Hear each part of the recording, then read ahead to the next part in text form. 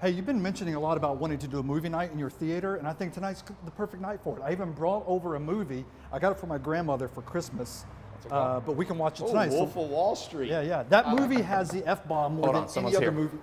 Hold on. Wasn't expecting anyone. Hey, buddy, how you doing? Listen, sorry to bother you, but my car ran out of gas right in front of your house. There's a gas station about a mile and a half away. Could you give me a quick ride there? Holy crap! It's the dude from... Wait, are you? What are the? Are you the guy? Are you the Wolf? Are you Jordan? I am. Yes, I am. Dude, you were in time. We were just speaking about you. There you go. Okay. Well, Yeah, now you sure. got it. Come on in, buddy. I come appreciate in. it. Come in. We're gladly. Well, I'll go ahead and Serendipity. Yeah, load that up. Now we have to watch the movie. Let's. Brilliant. I do have one question, Zach. Why are you skipping? I'm excited. When Zach's excited, he skips. Okay.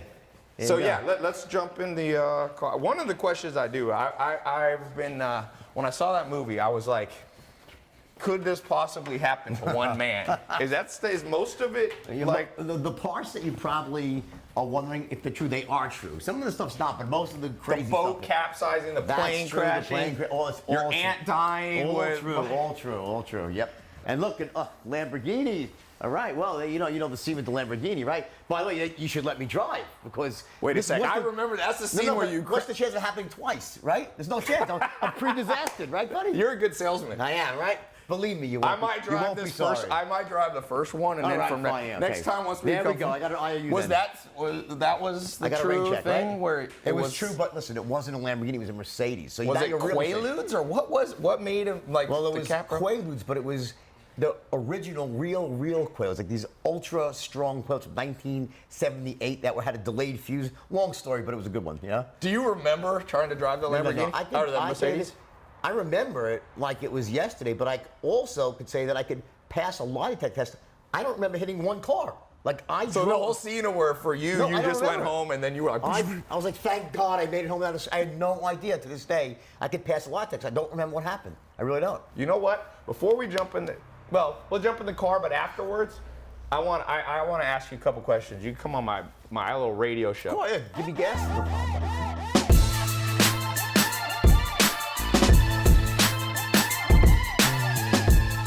So in the movie, question for you. Did you help in terms of, were you on the set? Just at the end, because, listen, the movie, watching a movie film is kind of boring, actually. It's very slow. Right. It's like, it's watching paint dry. But at the end, I was there, and but I worked really, really closely with Leo on the script and on the, really the dialogue. Because you wrote the book. Yeah. Well, I wrote the book. Terry Winter, a great writer, wrote the script, and I went and kind of rewrote the actual boardroom scenes with all the stock stuff. But Terry was amazing. Great job he did.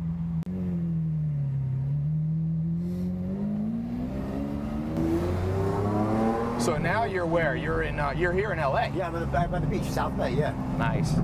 You've been all over. I was reading. You lived in Australia for a while. You lived.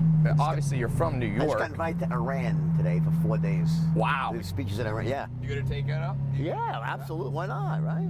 I used to say that my movie was a hit everywhere, but Iran and North Korea. Now I guess it's just North Korea. I was wrong. Nice. So what? At this point in your life, is it all excitement? Is it travel, adventure? Are you back in business? I know you've got your sales, a lot of consulting and programs. I'm fortunate that my business has been great with speaking, consulting, and you get to a certain point. I mean, I've listened to the whole party craziness like that is a good memory. Right. But the things that make sense at 25 don't make as much sense at 55. Right. But so I look back at those days, and say, yeah, okay, I did it, But now I'm married, I got a great woman in my life, so very happy, But I'm always working on something. I always have a project I'm working on. I can't just sit still for more than a couple of days. I go nuts, right? This is it. This is good. Yeah, this car is pretty fun.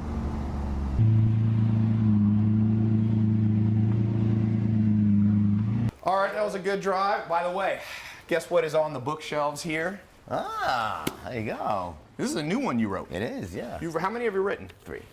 3. So at one point, you make $22 million in 3 hours on this IPO of Steve Madden's shoes. And then you need to open up a Swiss bank account to put all the money in. So you put it in an aunt's name. But your aunt didn't know about it, right? Well, she knew. She knew.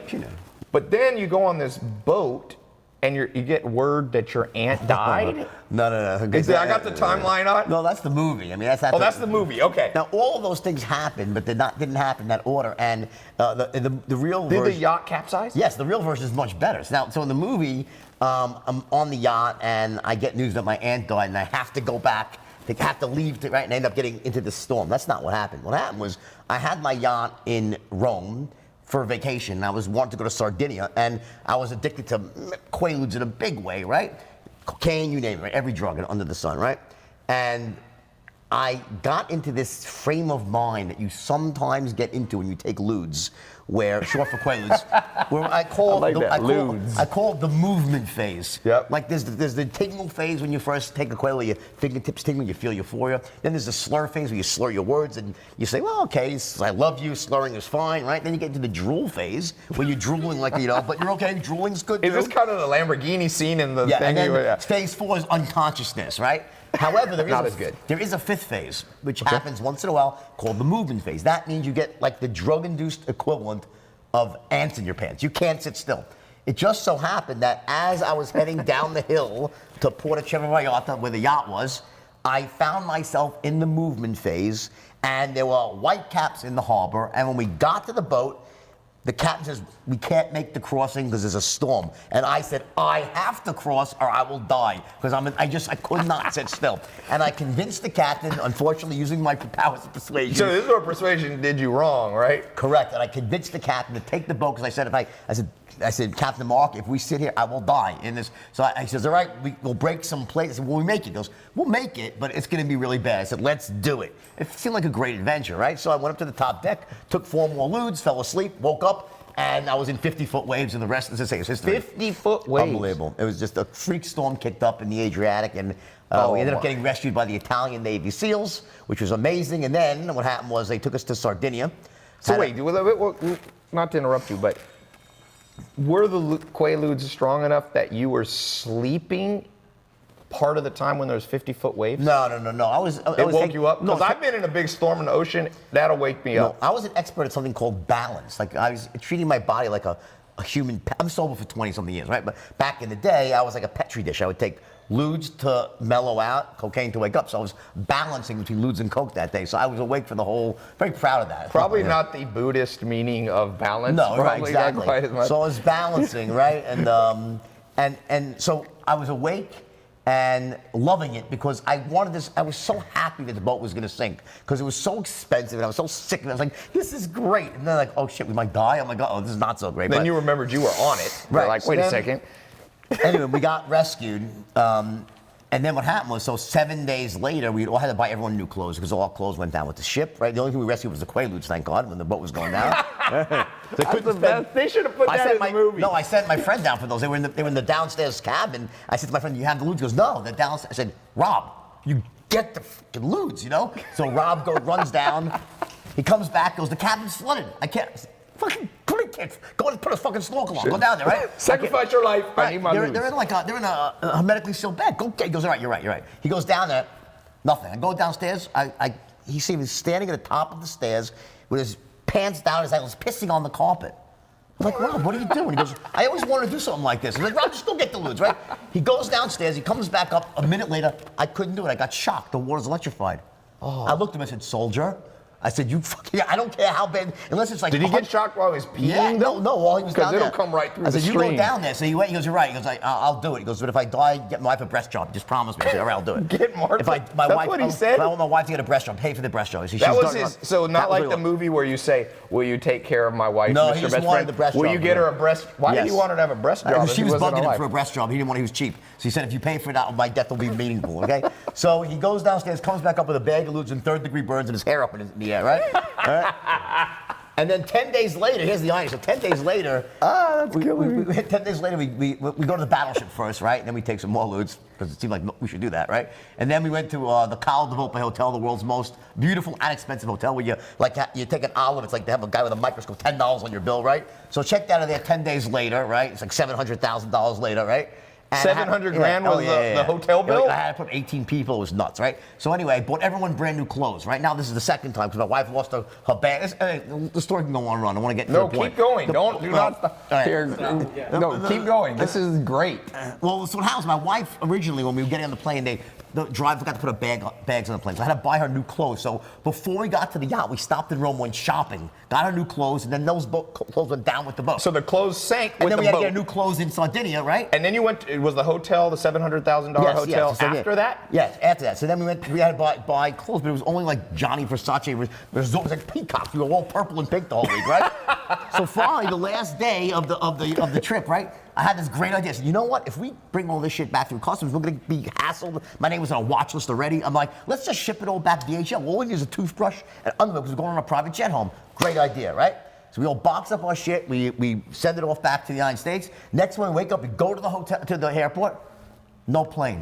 I'm like, what the fuck? No plane. Now, this is back before cell phones, right? Yeah. You know, and no one spoke any English. And after about an hour, I was going crazy because I'm out of lewds now. No reason to be away from home anymore without the lewds, right?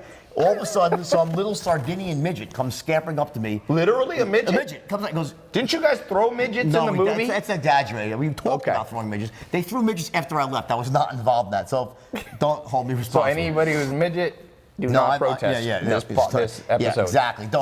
Please don't. Hey, but the point is that he says, Mr. Belfort. My wife goes, plane crash. I'm like, what? My plane crashed 10 days after the yacht sank. Okay. And like it took off at Orly Airport in France. Seagull in the engine, gone. A seagull hit your private jet. I lost, so I lost the plane. We got to say this. So for a second, your yacht sunk.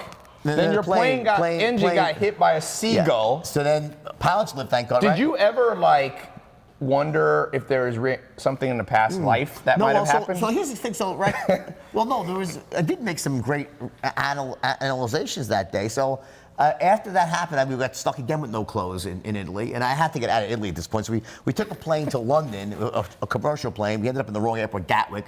But you had clothes on. The clothes we wore. Versace, they had purple and everything. But here's the irony, you know. Here's how crazy drug addiction is that at that time you'd think I'd say, okay, obviously God is telling me this. My life's out of control. There's something not right here. Right. Everything's insane. I'm doing drugs all the time. Things are happening. No. I went even crazy the next. In other words, you use it as a sign you should be partying to harder. keep going harder, right? It was a year later that I got sober finally. Wow. Yeah. So that's that's the true story about the yacht. Now, the true story of Wolf of Wall Street. You heard it here. And by the way, I heard Chance the Rapper said today he wants to hang out with Drake because Drake has an exciting life. Chance, you probably wanted to be with Jordan Belfort in the Wolf of Wall Street days. You should let me drive the car because who knows what's going to happen, right? No, after I hear this story, I'm glad you did not drive the Lamborghini. Right, but you have two, so you had backups, okay? So I saw that. All right, so that's good. So anyway, but you know, here's the thing, though. I'm sober now for over 20 years, right? That's awesome. Yeah, and that was a miracle, by the way, and it was something that changed my life. But when you're in that headspace, you can rationalize anything. Yeah. Like you could just I said, no, it's no problem. You know, I'm going to the bathroom, I'm shitting, it's green.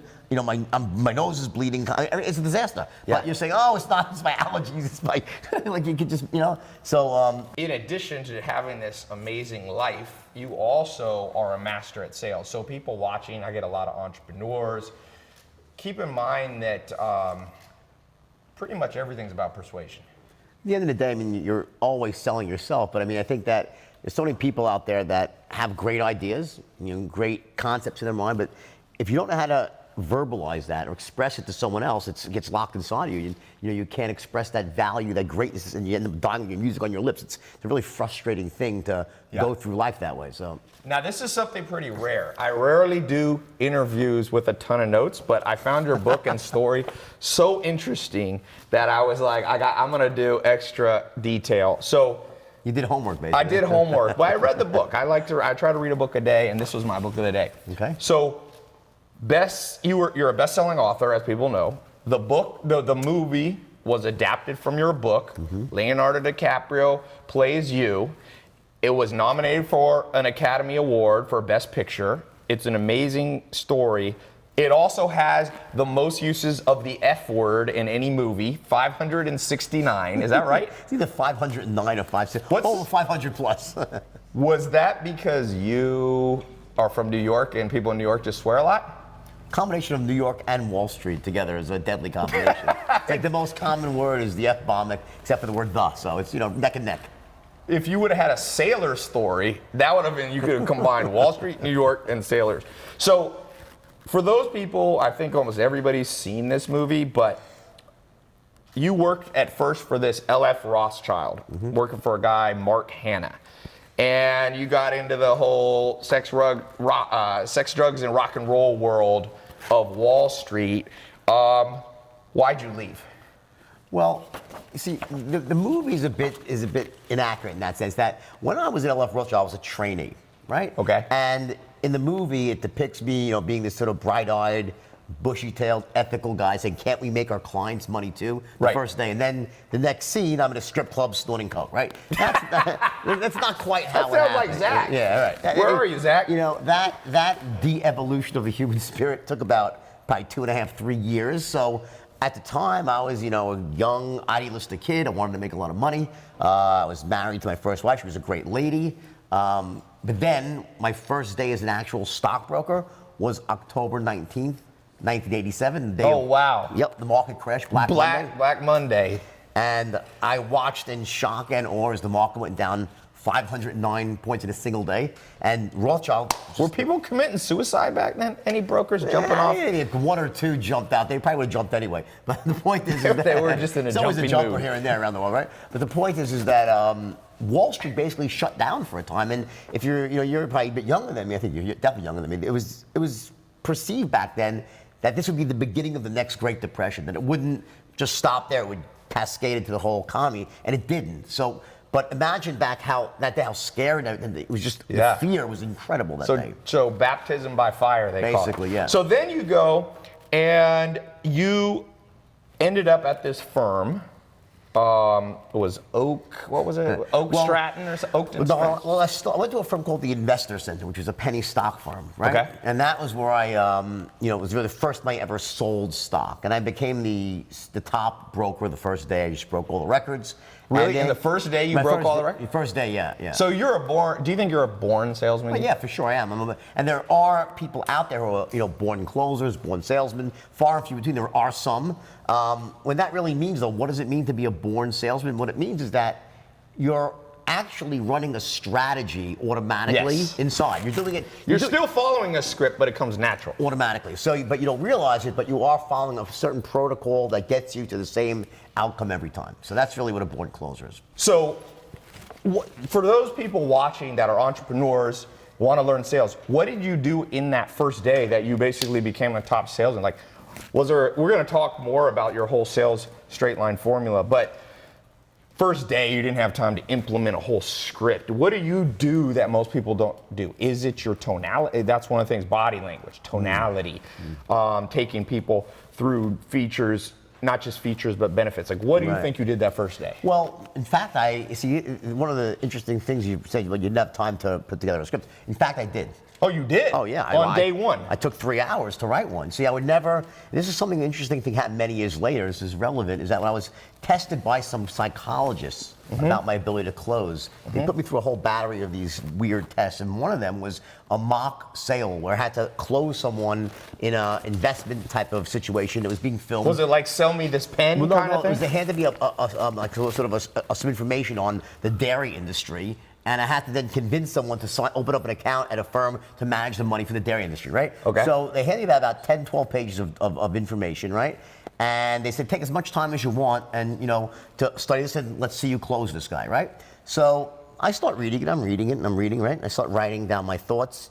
About 30 minutes later, they knock on the door. I'm like, yeah. I said, do you need more time? I said, yeah, just give me another 30 minutes. I said, okay, no problem. 30 minutes goes by. They come back. I said, just give me another 20 minutes. They said, no problem. Take 20 more minutes. I said, give me 15 more minutes, right? Anyway, after about 2 hours, I said, I'm ready. And I had wrote myself a really, really, not an exact script, but pretty close to a really killer script with sort of, how I would actually engineer the sale from start You were to selling finish. penny stocks. This I'm talking now is recent, many years later. Recent, okay. But I want to tell you this because it's relevant. Now, this is like, I think 2010 that this happened, Okay. right? With psychologists being filmed. Oh, okay, this is the and later they called in test, some yep. guy who was an actor, and he was supposed to be the CEO of a dairy company, and I was supposed to close him. So we go through this whole thing, and I introduce myself, and we go through this back and forth, and they're filming the whole thing. And after about 15 minutes, the guy he's like, okay, fine, I'll open up an account, and he starts laughing his ass off. So I'm like, what's so funny? Psychologists come in, they say, we told him under no circumstances should he say yes. Yep. Yet within 15 minutes, he said yes. I don't get it. I said, well, when I got the guy into a situation, did it make sense to say no? He said, well, here's the weird thing. We've tested 100 other people in sales, and no one ever spent more than 5 minutes reading the material. Huh. You spent 2 So hours. preparation, it's some simple fundamentals. Part of the straight line is about strategic preparation, meaning that listen, my overriding concept is every sale's the same, right? Yes. And that would seem to be counterintuitive. Yes. Because everyone has different needs, different belief systems, right? Different Yes. outcomes. But the truth is that every sale is the same. Yes. And I'll explain that a little bit later on in the interview. But it starts with your ability to essentially make an airtight case to someone. Yes. On both a logical and an emotional level, right? Yeah. About, essentially why you're right to want them to do whatever you want them to do. Why does it make sense, right? Yes. And it's got to be an airtight case, and then you have to be able to also accomplish other things as well. So there's 2 ways to go about that. One is to wing it, which Yes. might be able to do if you're really, really great, or you can write it down, plan it out. I mean, the second one is where you really start to bring your averages up tremendously. So I'm a big believer in strategic preparation. Yeah. So one of the things, I'm going to skip around. Sure. You brought this up. One of the things that you brought up, you bring up in the book. Where did I put the book? For those of you watching, popping in live, this is his new book, Way of the Wolf. So you say basically there's the 3 10s. People need to be a 10 in 3 areas: on your product, right, on trusting you, and on trusting the company as a whole. And you talk about how most salespeople don't understand. You got to bring people to a 10 certainty that it's the best product for them, that it's the best company, and you're the best person to sell it. Well, again, imagine a continuum of certainty, like a 1 on this side, a 10 on this side, right? And 10 means absolute certainty, the best products in sliced bread. A 1 means they think it's the biggest piece of crap ever, right? Yeah. So obviously, you want your prospect to be at a 10 or as close to a 10 as possible when you ask for the order, right? Yeah. So most salesmen, even rookies, will intuitively know that. They'll say that makes sense, right? But what they don't realize, it's not enough. Yeah. You also have to get them trusting and connecting with you at that as a same person, high level of certainty, right? Yep. As close to a 10 as possible, right? Versus a 1 being they think that you're a thief. So so sometimes they think it's a good product, but they don't like you, so they don't buy. People don't buy who they don't like or trust or connect with, right? And the third element is the company that stands behind the product. Yes. So those 3 elements have to line up in every sale, no matter what you're selling. It doesn't matter. Tangible products. You were selling dairy. Information, ideas, So concepts, if you were going right? to sell a pen, where's a pen? I meant to bring a fancy pen. Sell me this phone. So the famous line in the movie at the end, they actually bring you in with DiCaprio, is like, sell me this pen. Now, I'm going to get to that later, what the interesting answer your business partner gave you when you did it. But the idea is, this pen, they have to think as a 10. They have to like you as a sales guy, and in this case, they need to think BIC, the company, is a great company. That's your ideal kind of framework. Yeah. Basically, it is. But again, this particular exercise is really not about so much the 3 10s. It's really about what does a salesperson do when you say sell this, right? Well, the rookie salesman will say, this is the greatest pen in the world. This pen, they'll start trying to do some version of the 3 10s. Like, this is the best pen in the world. It writes upside down, never runs out of ink, best value, blah, blah, blah. So, talking a mile a minute, right? But the fact is that the only logical thing you could really say to someone before you sell them a pen is, first of all, are you in the market for a pen? Yes, qualify. What type of pens are you using the pen? You have to start asking questions. And this is the big mistake that salespeople make. Because by gathering intelligence in the beginning, it allows you to identify their needs, their value systems, any pain they might be feeling about a lack of not having something, right? And just as important is that it's through asking questions Yep. and using certain tonalities, and you mentioned tonality and body language, and just as important, even more important, how will you listen to the answers? Yeah. Do you listen like a robot without making a sound or moving a muscle, or when someone answers you, do you say, yup, yup, Right. Now that, essentially active listening, this is how we really get into a tight rapport when it comes to sales. Yeah. So by asking these smart questions, and again, strategic preparation, you want to plan that out before, and I want to write down what are the questions I need to ask here, right? Yep. What's the best order to ask them in? Because there's certain rules for that, right? And what tonalities do I want to use when I ask those questions? I could say, so what's your biggest problem right now? And they'll be, okay, well, what's your biggest problem? And you'll hate me. Right. So there's a tonality. Yeah, you talk about that later in the book. You talk about Bill, the charisma comes from a tonality that says, 1, I care about you. 2, I understand you. Rapport, And 3, I feel your pain. Yeah, exactly. You're talking about how Bill Clinton was great at that. People felt like, oh man, this guy gets me. I read, tell me what you think of this. I read a story about research on dating. So they put basically hidden cameras on people going on first time Tinder dates or whatever. Scary proposition. Scary proposition. But what they found was, as you would kind of expect, guys who ask dumb questions, don't pay attention to the answers, just kind of like so how many kids do you want to have? Like that, they fail. And also guys who don't have the right rhythm, right? Which you're calling rapport, sure. Like who either talk too much or don't talk at all. Well, look at it this way. You know, there are certain commonalities to all human beings, right? When it comes to rapport, getting into rapport, both in a business setting and in a personal setting, but it really boils down to 2 things. Number 1, that you care. Yes. That in business, you're not just there to make a sale to earn a commission. You actually care about the person and you want to get the outcome they're looking for. That's number 1.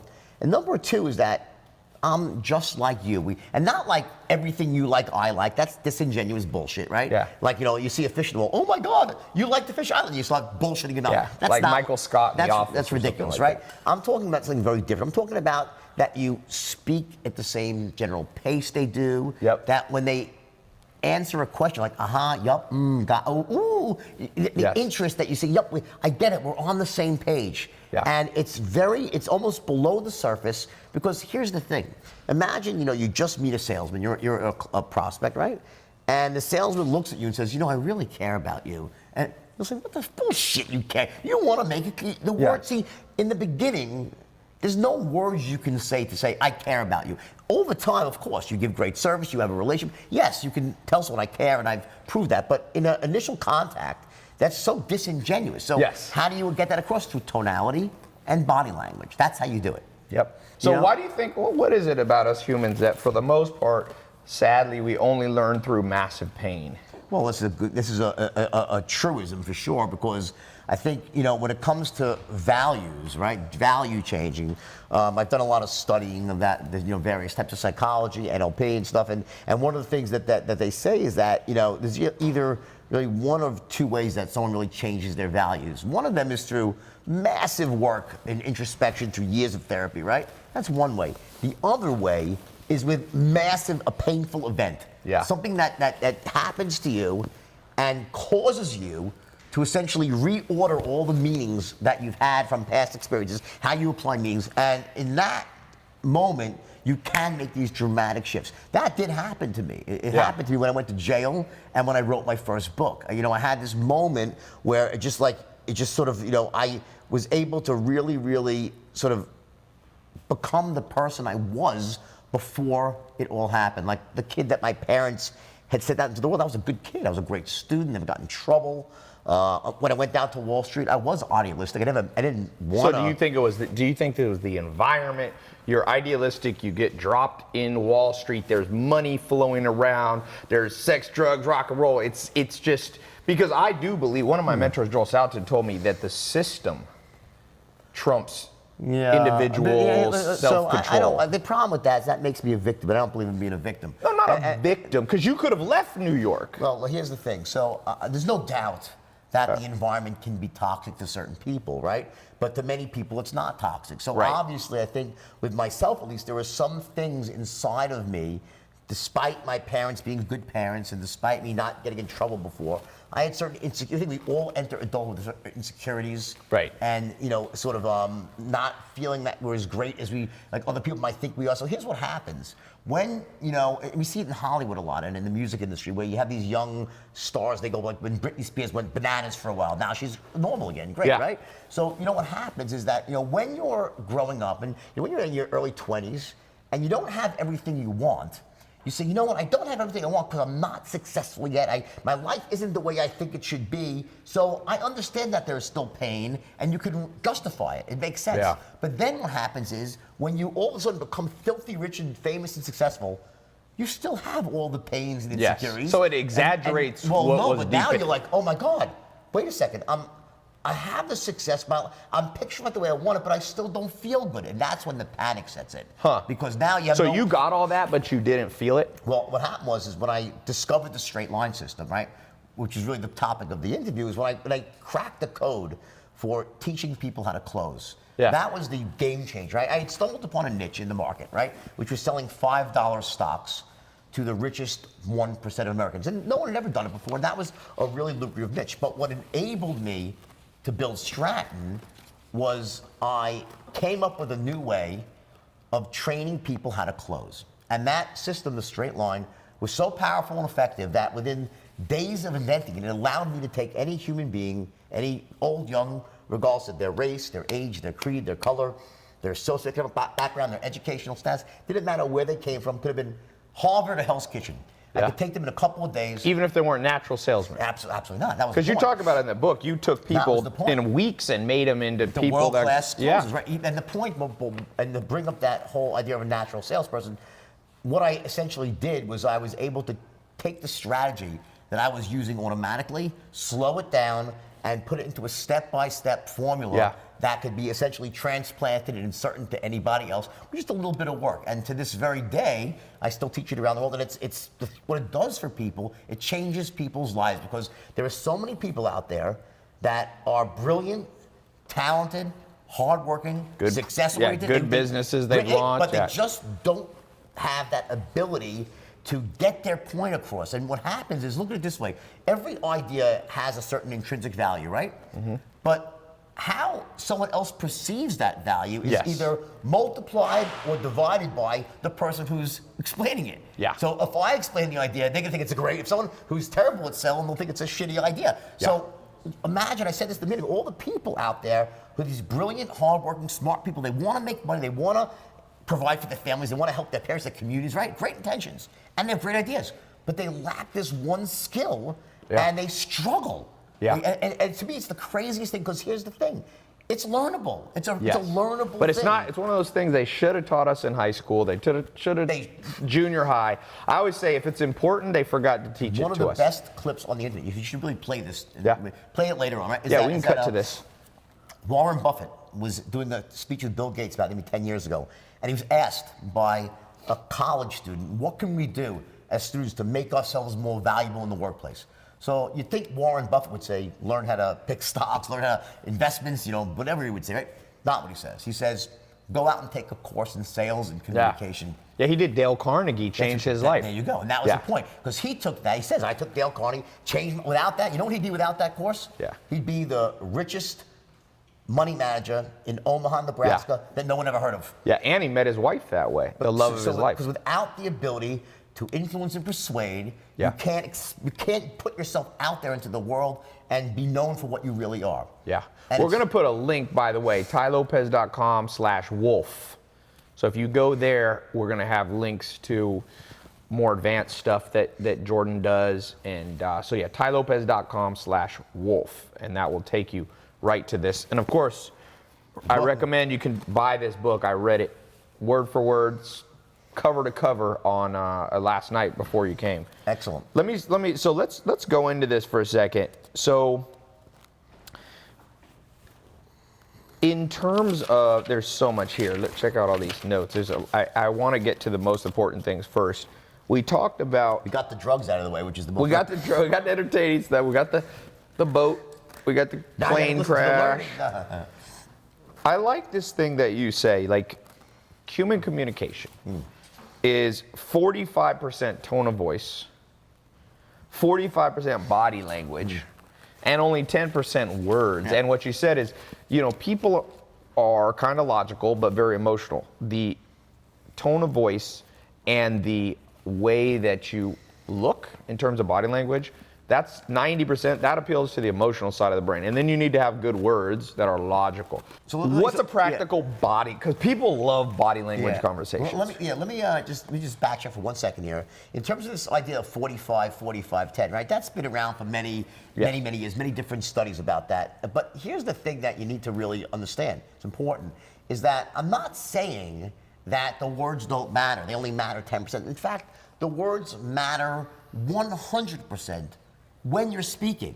Yes. But the thing is, you're communicating often without speaking. Yes. That's the point. So it's not like words don't really matter. The words matter. Because, you know, you say the wrong words, then you're perceived as an asshole, it's done, right? Yeah, yeah. So the idea that body language is so powerful, what happens is body language has a way of essentially slipping through the radar of the conscious mind, and going right to the unconscious mind and creating a gut reaction. Yeah. That, you know, something just must be there. It must be good. That person must be an expert. I want to speak to that person. Or it might be bad. Or the opposite. Or I don't trust. You were talking about keeping your simple one, keeping too closed. Right. Hurts sales. Well, yes. Or can hurt sales. Or they could just be cold, right? So seriously, because you don't know. So the point is that... No, but if you're the person doing the sales... Well, I wouldn't be sitting here like this. Yeah, you probably wouldn't be here. But people do that sometimes. Yeah, that's a very aggressive... It's also an aggressive, sort of angry pose to be as a salesman. And resting bitch face. You hear that at RBF. I know. Where sometimes pretty women, you know, not pretty women, I guess men maybe do it too. It's RAF, resting asshole face. That's what guys have. Is that what it is? Yeah, resting asshole face. So RAF and rebuff? Yeah, exactly. And so where people sit there and like you see it at a club, I've seen it, and then you go up and talk to the person, and they're like, terrible affliction, resting bitch face for a girl. Because imagine a girl, right? And she's sitting there, and she's sweet as sugar. She like just has great things to tell you. And you look at her, she goes, that girl must hate my gut. Look how angry. Yeah. It's a very terrible thing. So, by the way, here's the thing. That can be controlled. Right? Yes. In all seriousness, you know, we make a joke about it, but whether it's resting asshole face or resting bitch face, guy or girl, there's so much more to it than just sort of how you are addressed. It is how you interact when you meet someone, the smile, your eye contact, how much eye contact you make, how close you stand to someone. You said in Japan, you should stand closer. Well, you said 75%. Right, exactly. Wasn't that your rule, 75%? Well, 70% eye contact. Eye contact. Right. Well, because think about it, and by the way, you know, a lot of that stuff is not my material. Just seriously, you know, that's a general research. The straight line is mine, but some of the stuff of body language, that was really well studied by psychologists, where they actually did tests with people, and they came up with these numbers and these things that are just sort of just truths, right? And one of them is that if you stare at someone nonstop, well, it's like a Mexican stare off. Like, what is wrong with this person, right? And you feel that you say to yourself, what's wrong with this person? Versus if someone doesn't make eye contact with you, right? Now, I remember, I'll give you an example. My son, Carter, right? He had a friend going up this kid. I won't mention his name, Lucas. But the point is, no. We won't mention Lucas's name. But Lucas was a nice kid, right? But Lucas would never make eye contact. He'd come into me, he's like 10 years old. Hi, Mr. I'm like, hi, Lucas. I'm like, I want to trick that. I'm like, he'd look away. And they would never. And I just didn't trust the kid, right? Yeah. Why? Just because of no reason. He could have just been shy. He's a nice kid. I'm sure he's pretty glad of it. But the point is, this ability to come off in a way that someone says, you know what? And say, let's get to sales. What you really are trying to accomplish is that when the person makes that first instant perception about you, they should be thinking that, number one, you're a person worth listening to. Yep. And why? Because this person can help me achieve my goals. Yes. Now, if you want to get down to what are the three things that really go into that, well, here's what they are. Number one, you need to be perceived as being sharp, sharp as a tack. And then you said enthusiastic. Enthusiastic as hell. Now, I'm not talking about enthusiasm. It's not that. I'm talking about bottled enthusiasm. Right. It's below the surface. It could be whispering, but there's a power in your voice, an excitement, and people just, it must be good, right? And the third element, which is the most important of all, is an expert in your field. An expert, yeah. Because you call this there's a chapter on the 4 seconds. Right, you got 4 seconds to convey that. I said that in 1988. It turned out I was wrong. Okay? I was wrong. Harvard did a study in, I think, 2013 or 14, and it turned out it was 5 seconds. So I'm sorry. So that was your guess, 4 or 5? I guess it was 5. And here's what else Harvard said. Here's the crazy part. if you make a bad first impression, it takes you 7 subsequent meetings to change someone's impression. Now, I don't know about you, but I never get 7 shots. Yeah. If you don't make a good first impression, you're done. So you got to really focus on that. So those first 4 or 5 seconds, you basically got to come off as enthusiastic. You got to come off as an expert. Correct. And you have, what was the first one? Sharp as a tack. Sharp. That's right, yeah. Now, look at it this way. So how do you do that? Think about it. Well, is it the words that you say? I mean, the words don't exist. I mean, Yes. what would you say? Listen, hey, listen, Ty, I'm sharp as a tack. I'm an expert. And you say, what the fuck is wrong with you? You can't, the words don't exist for that, right? So how do you get it across? Through your tonality and your body language. There are certain ways that experts sound, not the word, they sound, they dress a certain way, they carry themselves a certain way, and we know that as human beings because we've been conditioned since we were kids to recognize, because we were told, respect your elders. Look, when you went to the doctor, he was an expert. He had a stethoscope, he had diplomas on the wall, he wore a white. We've been conditioned to this. So now think about logic. What happens when you're in the presence of an expert? What do? You defer. Yeah. You let them control the flow of the conversation. They will ask you questions, and you will give them forthright answers. They've earned the right. So if you're perceived as an expert, it gives you the opportunity, it opens up the possibility for you to control the flow of the conversation. Yeah. And once you've done that, now you can go about making every sale the same, because you're guiding the process. So the only way every sale can be the same is you're perceived as an expert, and then you use that perception as an expert, not to talk, but then you start to ask questions, smart questions, using the intelligence gathering tools, right? And then by doing that, you also ask them in a certain tone of voice, and with your active listening, that gets you into ultra tight rapport. Yes. So by the time you're done asking your questions, now you know everything you need to know. You're in ultra tight rapport. You know where their pain lies, their needs, right?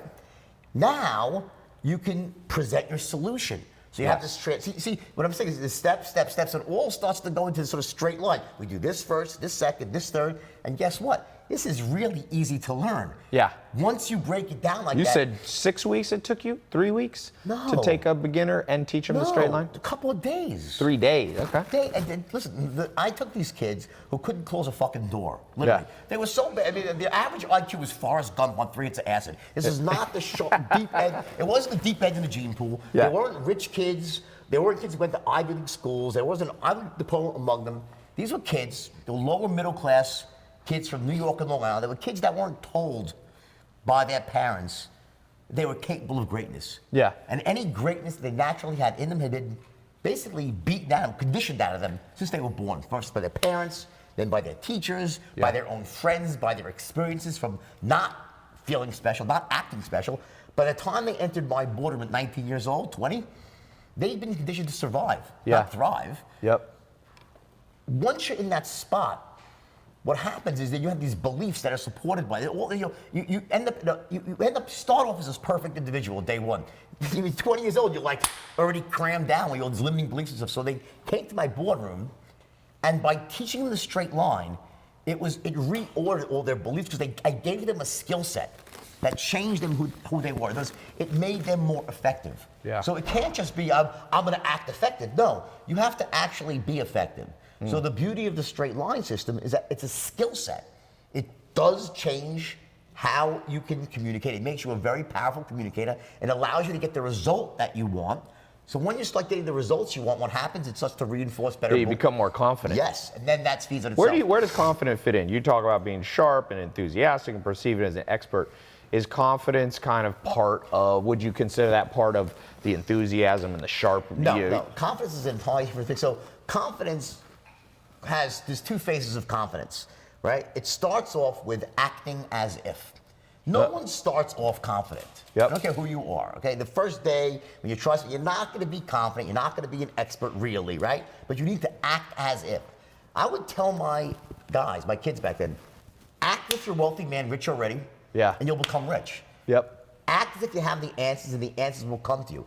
Act as if you have confidence, and people will have confidence in you. I said, act as if. Now, do you think people can become delusional that way? Well, here's the point. Now, that can be, and you see it as delusion, Right. when someone doesn't do the work to become the expert. Right. So that has to be coupled with the fact that I'm actually working and I'm on the hyper fast track to become an expert, to learn special skills, and then you're actually walking your talk. Yeah. And then it works. So you have to act as if until it becomes the truth, and then you're acting as things really are. But you have to always act that way.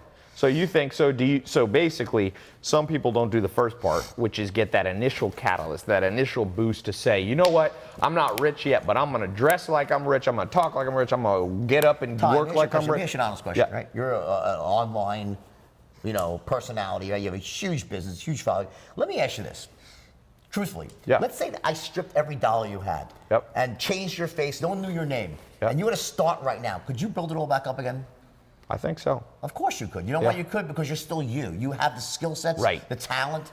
Okay, so when you take away everything from somebody, they're still that same person. Yes. Now, that's why when a rich person takes a tumble, they'll typically come back, right? Yeah. Unless they hit the lottery, right? Yeah. Or they were a member of the Lucky Sperm Club, right? Maybe they just inherited it from their parents, right? But for the people that work their way up and made their money, they'll earn it back. When you have special skills, right? That is what and you have the vision for the future. You want to take action, right? That's what it takes. It's about special skills. People don't realize how much of success is not an accident. It's about people that have these extraordinary skills and they take action. Yeah. So I'm a big believer in learning skills. Like you read my first book, right? Yes. Well, when I first tried to write, I was a terrible writer. I taught myself to write by... Wolf of Wall Street was your first book? Yes. I never wrote before. When I first tried to write, I was a terrible writer. How many copies have sold? Millions of copies, right? Wow. So how did I write Wolf of Wall Street myself without a ghostwriter? I picked up a book called Bonfire of the Vanities and started reading it. Tom Wolfe, I'm sure you've read it, right? Yeah. And as soon as I started reading it, I'm like, oh my God, this guy's the best writer in the world. I want to write like that. And I used his book like a textbook. I took out my highlighter and I broke down his strategy for writing and I practiced before I wrote the book. I said, let me first teach myself the skill to write like Tom Wolfe. And that's what I did. I spent about 6 or 7 months with 18 hours a day studying. Really? Oh yeah, yes, to the point where I could recite the whole book verbatim. Okay, seriously. So the point is that I learned how to introduce characters. It's almost like it was a mentor. The book was your mentor. And my model. Yeah. And then I wrapped it up with Hunter S. Thompson because I figured it made sense because of the drug use, right? So but I used those people. And then when I was reviewing the New York Times, they said the book sounds like Hunter S. Thompson and Tom Wolfe. So it was amazing, right? That I accomplished my mission and turned myself into a writer. But here's my point. So you basically reverse engineer. You see, I interviewed Kobe Bryant, did a little interview, and he said you got to go to where great people who have created greatness before and reverse engineer it. Look at it this way. Look at it. I couldn't have done it without that skill. Yeah. If you want to go out there and succeed in the online world, you need to have certain knowledge and skills. One of them is going to be the power of persuasion and influence. It's a uniform skill in everything that you do. Whether you're a Bill Gates who convinced IBM to give you the rights to supply before you even owned it and convince someone else to sell it, right? Yes. Whether you're a Steve Jobs, goes without saying, right? It's this ability could be just to sell your vision for the future. Yeah. To sell people, employees to come work for you, to sell venture capitalists on giving you money, to sell your friend's dad, a regular entrepreneur, to get someone to invest in you. That's persuasion. Yeah. It's a linchpin skill to success, and that's why Warren Buffett said, if you want to succeed, you better learn how to persuade and communicate. 80% of billionaires is a good book. Just did research on billionaires, and it basically said 80% of billionaires, before they got to their final company, they were learning sales first. They were sales. Ray Kroc started McDonald's. He was a traveling milkshake salesman. Great movie. You see the movie? Yeah, they do. That's a great movie. Michael Keaton. It just goes, and the commonalities there was great salesperson, vision for the future. Yep. And the ability to move through the setbacks. In other words, to not take no, to not get demoralized when things don't go your way. And here's one of the important things about that is that what creates that resilience, so to speak, in people is an entrepreneurial quality. You need that resilience, right? Well, a lot of it has to do with a fundamental belief that I myself am capable of achieving success. If I believe in myself, I become resilient. I said, I know I can do it. What happens with most people is when they really get honest with their heart of hearts, they say, I don't really think I got what it takes to be successful. I don't really feel like I'm that sort of, I can't see myself being rich. And because of that. Yeah, that is for sure the number. The average person watching is like, I get it, but I don't think I can do it. What's your answer to them? My answer is that, you know why? You know what? Study the straight line system, okay? Become an expert closer and watch how it changes. Because here's what happens. When all these kids that work for me, the reason they all became rich, filthy rich, right? Was because once you learn how to communicate, the power of persuasion, it changes who you are. It fundamentally reorders you. Say, you know what? I can move mountains. I'm not the guy who failed before. I'm not the girl who was sort of wanted to play a backseat, not put myself out there. I feel comfortable putting myself in that. It changes everything. Yeah. And without the skill, what happens? People end up living a smaller life. Yes. And they don't ever get to that level where they're really firing on all cylinders and getting to enjoy the beauty of what life can be. What percentage of potential do you think most people live up to? That aren't trained, that don't build skills, that go through the conventional school system, that have a job that they don't really like. Like what? Probably 3%, 2% of people live up to their potential. And those, or less. The other 90, let's say 95%, they're here.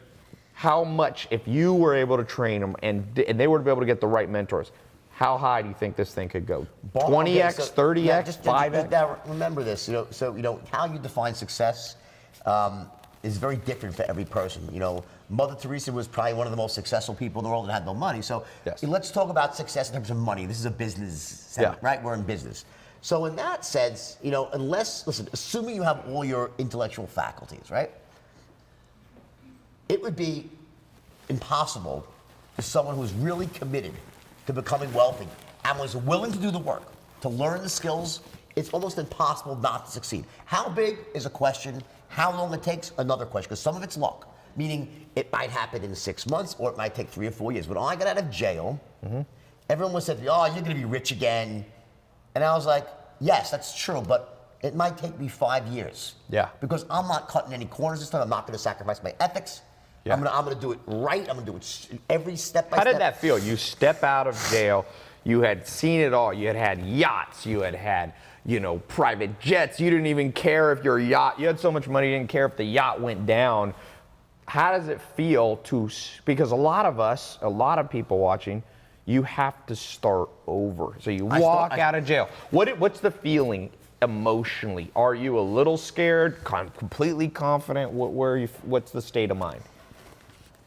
I think that, the idea of fear, to say that when I met my wife, who's now the love of my life and the best thing that ever happened, seriously, she, changed my life in so many ways. She's here today. She's here also. She's awesome. And I'm not just saying that because she's here, it's the truth. And one of the things she said to me when she first met me, she was like, I can't believe you're like fearless. And I said, no, I'm scared shit. I'm just not letting it stop me. So there's a big difference. So I think smart people are scared. So you had some fear. Okay, everyone has fear. Yeah. Okay, that's what courage is all about. Moving past. Without fear, there's no courage. Okay. Yeah. In other words, of course I was scared. Of course I felt terrible. What was your biggest fear? My biggest fear is not being able to provide for my family, my children, and my wife. I love my children, my wife. I mean, in other words, I want to be able to provide for people I love. That's my to not provide for the people I love and not be able to take care of them is the worst thing that could ever happen to me. Yeah. In my life, okay? And everyone's different. See, that's my thing. Yeah. And knowing that is powerful. So once you know that, that is part of your why. And once you have your why, you can do a lot of. Yeah, I always say most people don't know what motivates them. Yeah, that's my why. So so in your darkest time, coming out of the darkest time, you said, I'm afraid, but I'm more afraid of not taking care of my family. My darkest time was when I was in jail, at night, in my bunk, alone with my thoughts, no money, broke, discredited, embarrassed, lost everything, right? And and people say, how'd you learn how to write, come out of jail? And I said, you know how I did it? When I closed my eyes at night, I'd see the faces of my 2 children. And I said, I have to make it right for them. I have to come back from this. And there was no way I would give up for them. We'll always do more for someone we love unconditionally than we'll do for ourselves. And that's where you draw your power from and your self-motivation from the why. Why do I want to succeed? Why do I want to be rich? It's, why people will do insane things for religion. Because if you believe in something else, gotta be not yourself. You only go so far for yourself, but you run through a wall of fire for your child and your loved one, right? Very big differences. So that was what propelled me. And also, the fact that, I got honest with myself. I knew, a lot of people joke, I was, they conspired against me, I'm innocent. I was fucking guilty. Yeah. I took a great thing. Forget the idea about selling $5 stocks. That was a great idea. That wasn't illegal in and of itself. No, it was totally legal. I took the straight line system, which was the most powerful system for persuasion ever created. And it is, by far, nothing even compares to it, right? It doesn't. And I took that system and I bastardized it. I taught it to people so they could go out and commit mayhem. Yeah. Now, there's nothing wrong with the system. It's how I applied the system. It's like an M16. Is it good or bad? Depends who's holding it. It was a pit bull. It was so powerful, but it turned the wrong way. I said to myself, I'm going to go out there and I'm going to prove to myself and my family, everyone I love, I'm going to do this the right way, and I'm going to go out there. I didn't know how I would do it. I never thought in a million years that I'd write a book and the book would become a movie. Who could think that? The chances of that happening are 1 in 10 billion. Right? Come on, it's like it never happens, right? You know, for every movie that gets made, there's 10,000 that don't, and for every book that gets published, there's 1 million that don't, right? Yeah. First time author, so, but it happened. But when it happened, here's the most interesting thing of the whole story. So when I sold the book, it was a bidding war between Leo and Brad Pitt. I chose Leo because Leo's Leo, right? And he had Marty Scorsese attached as well. Terry Winter, the screenwriter, famous, amazing, brilliant screenwriter, he penned the script in 2007. And the first draft was brilliant. Usually, it takes them 4 or 5 drafts, right? His was right on the money. Scorsese read it, loved it. Warner Brothers loved it. They went down, struck a deal, 2007, right? Ready to go. My book's not even out yet. I'm like, they're gonna make a movie, this is gonna be great, I'm gonna be rich again, right? The writer's strike hits. Oh, wow. They can't finish, right? Leo and Marty go on to do Shutter Island. The Wolf gets sidetracked. It takes 7 years for it to come back around now. And that day I was so upset. So what did I do? Did I cry? Did I? Well, no. What I did is I took that time, my wife and I, we met right around then, and we made a decision. It was right when the GFC hit, right? Things were terrible. You couldn't make any money writing.